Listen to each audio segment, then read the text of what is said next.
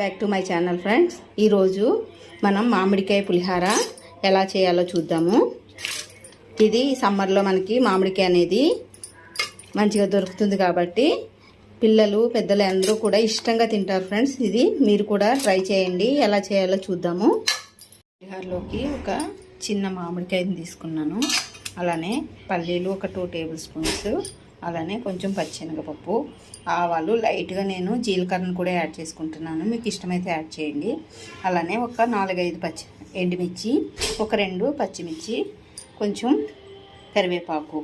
నేను ఒక 2 గ్లాసెస్ వరకు పులిహోరకి సరిపడినది నేను తీసుకున్నాను. చూపించిన మామిడికాయని తురిమితే నాకు ఈ గిన్నె నిండా తురుము అనేది వచ్చింది. ఇప్పుడు మనం పోపు రెడీ చేసుకుందాము. స్టవ్ వెలిగించుకొని ఇందులోకి ఫస్ట్ మనం పల్లీలు అలానే శనగపప్పు మంచిగా వేయించుకోవాలి. 2 గ్లాసెస్ రైస్ తీసుకుంటున్నాను అన్నాను కదా, నేను రైస్ని ఇలా ఉడికించి పక్కకు పెట్టుకున్నాను. పల్లి అనేది వేగింది కదా, ఇప్పుడు ఇందులోకి మనం ముందుగా తీసుకున్న ఆవాలు అలానే ఎండుమిర్చిని,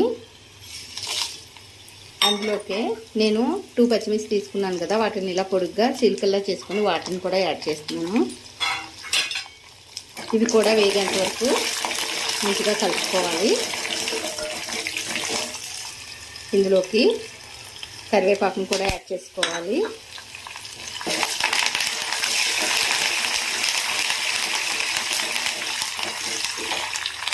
పోపు అనేది రెడీ అయింది కదా, ఇప్పుడు స్టవ్ బంద్ చేసుకొని దీన్ని ఇలా ఉంచుకోవాలి. ఇప్పుడు మనం తీసుకున్న రైస్లోకి సరిపడినంత పసుపు,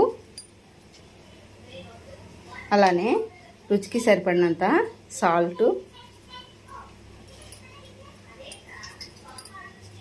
యాడ్ చేసుకొని ఇందులోకి ఇలా హోల్డ్ చేసుకొని మనం తీసుకున్న మామిడి తురుముని యాడ్ చేసుకోవాలి. నేనైతే పచ్చి మామిడికాయ తురుముని యాడ్ చేస్తున్నాను. మీకు ఇష్టమైతే పోపులోని వేసి గోలించి యాడ్ చేసుకోవచ్చు. పోపు అనేది రెడీ అయింది కదా, దీనిని కూడా ఇలా వేసుకొని రైస్తో దీన్ని కవర్ చేసి ఒక 2 మినిట్స్ ఇలానే ఉంచండి. ఇప్పుడు మనం ఈ రైస్ని మంచిగా కలుపుకుందాము. ఇలా మొత్తం రైస్ని కలుపుకోవాలి. ఇందులో చివరిగా మనం కొంచెం కొత్తిమీర, పుదీనాని యాడ్ చేసుకుంటే ఫ్లేవర్ అనేది మంచిగా ఉంటుంది.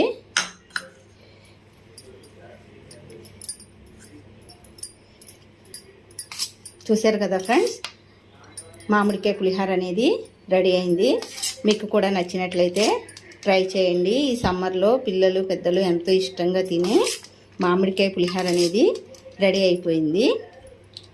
ఓకే ఫ్రెండ్స్, మీరు కూడా నచ్చినట్లయితే నా ఛానల్ని లైక్ చేయండి, అలానే సబ్స్క్రైబ్ చేయండి ఫ్రెండ్స్. Thank you.